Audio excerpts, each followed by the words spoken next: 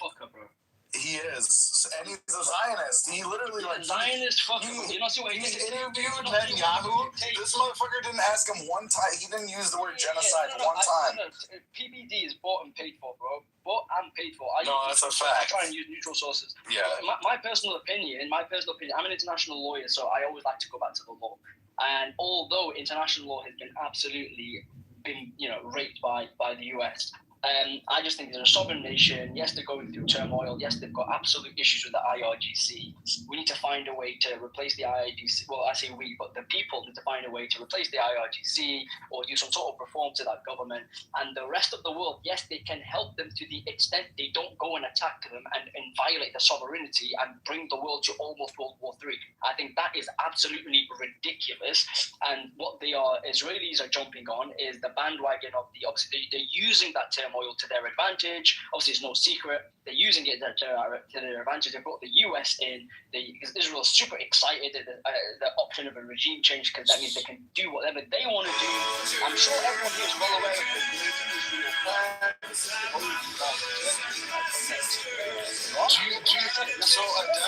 Adem, do you know, I just saw this thing, and it says the exact reason why Trump decided on attacking Iran. And guess the official reason. Well, no, I'm saying who was the person? Who was the person who tipped the scale? All I know is the official stance the US took is that Israel is going to attack Iran. No, I know, but who convinced him of that? Who convinced him of that? Netanyahu, of course. No. Who? Closer. Who's closer to him? That's a small hat. No. Small hat. What's Tom's infrastructure? Could be a bit of a small. No, closer than that. Lindsey Graham? No, who was the closest small hat to him? The closest small hat to Trump? Yeah. Okay, Jared Kushner. Yo, literally it says that Jared Kushner convinced him, he admitted, he's like, he goes, I know, he admits, yeah, Jared convinced me that if Israel attacks Iran, that Iran is going to respond by attacking American bases, so he's like, why don't we just go in together? And then the key part of his convincing argument was, look, let's just ignite the fire, let's decapitate them. They're going to go through a civil war, and we can leave after 2 days of war. We've not expended any military people or expense, and we can do a quick smash and grab and leave. What they didn't realize was that is not the case, and obviously they've not learned from the 12-day war. So right now, obviously things are not going as planned for them. Because obviously Iran is obviously decentralized and they've actually can take quite a bit of damage and they're giving out as good as they're getting. So that's obviously that's going to cause a rift between Israel and US. So I said this before, their objectives are not 100% aligned. So Israel really, really needs a regime change, and they need that for their imperialist expansion plans for Greater Israel. This is all over the IDF. This is no secret. He goes to the UN. He gives them speeches. He talks about the wider boundaries of Greater Israel. They want to build the temple. And I'm not sure if you guys have seen some of the videos coming out from Israel talking about knocking down Masjid al-Aqsa. And they're talking about how they can do some sort of false flag, accidentally bomb it themselves, and then blame it on the Iranians. Similar to what they tried to do with the girls' school, with the Tomahawk missile. They're going to say it's an interception. And they're going to bomb the fuck out of it. And then they're going to build a third temple. Said it. They're going to fulfill prophecy. Yeah, they're going to fulfill prophecy.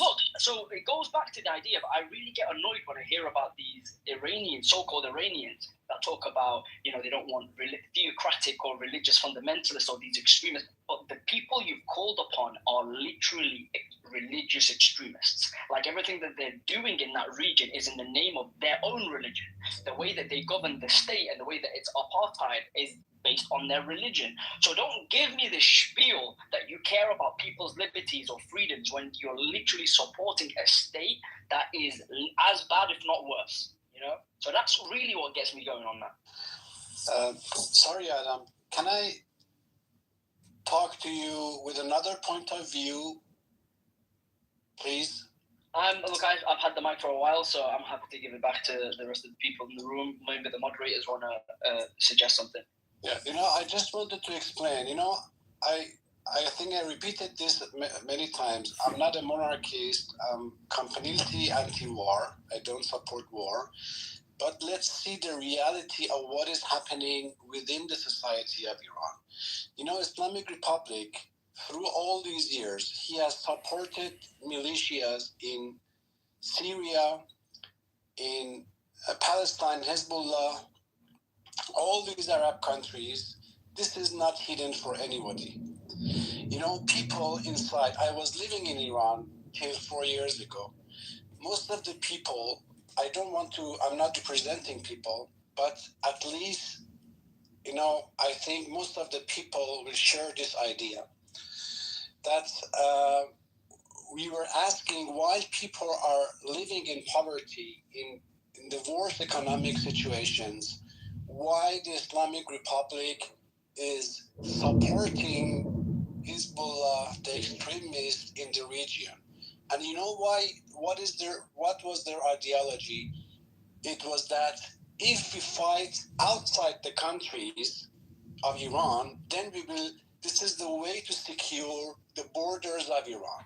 This was their strategy, why people were complaining, why they were suppressing people inside. Look what they have done now. Which country in this world cuts down the internet on its own people, that they cannot communicate together? I don't know where is my family now. Lots of Iranians who are here might be worried about their families, if they are bombed, if they are not. So you are talking about a regime which are the minorities with the most powerful arms in their hands. And they have no mercy. I'm telling you again, you know, people of Iran, they tried a lot to go through a peaceful reforms in Iran. But this never happened. You know why? Because it's not a democratic structure. You know, during all these years, there is no one political opposition or party from either inside or outside Iran. Even those reformists who were against the leadership and the Islamic Republic, they are in prison now. You know, the consequences are not only for you, it's with your family. You know, there are millions of stories that if I tell you, you will not believe that, because you might not have experienced this in your life. Like for an Instagram post, the intelligence service call you and they threaten you for a simple Instagram post on your social media. This is the society that we. So when it comes to people that they say, you know, this war is imposed on people without them wanting it.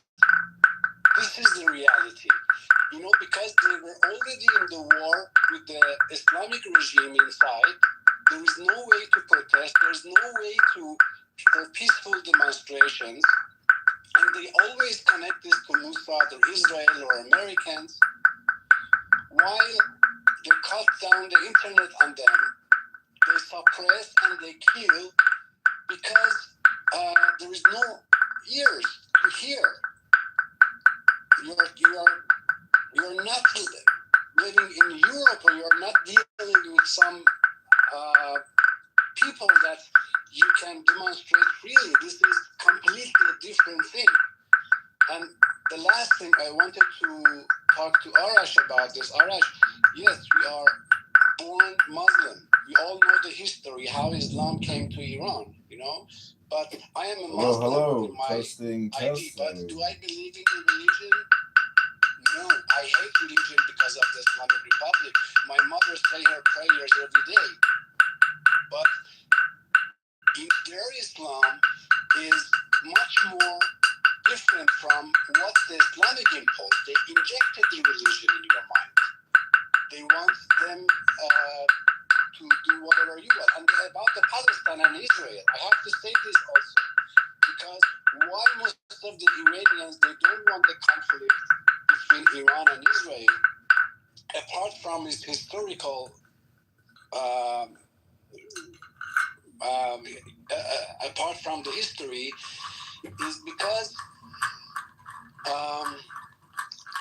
people want to have a peaceful life. They want to have a normal relationship with the world. While the country is so rich, intelligent people, why the other Arab countries in the region, why they are trying to make a peaceful deal or whatever it is, right or wrong, with Israel, the Iranian Islamic government, they are trying to make the region unsafe. So when we are, I think, addressing the war, we have to be careful. This war was not brought by the people of Iran. People is their only hope. This is so different, I think, in understanding that I'm the intrigued. Iranian people, Magnetized nobody already? likes the Rabbi! war. We all know about the consequences of the war. But when people say that maybe there is a hope that these fundamentalists are gone because there is no way to show your disagreements with them. Okay, thank you. Can I respond? Okay, yeah, but Arash, and I mean, that was a whole monologue. Let's just dialogue. So, please don't take fucking 10 minutes to respond. But Arash, the one thing I'm wondering is he's willing to topple the government, and it sounds like you're not. So if you could just clarify to what extent you were talking about reformation, we need more than that. But how much are you willing to swap out leadership? What do you mean by swapping out the leadership? Like, you keep worrying about Zionists and whatever, which I get that, but you do need regime change. Says who?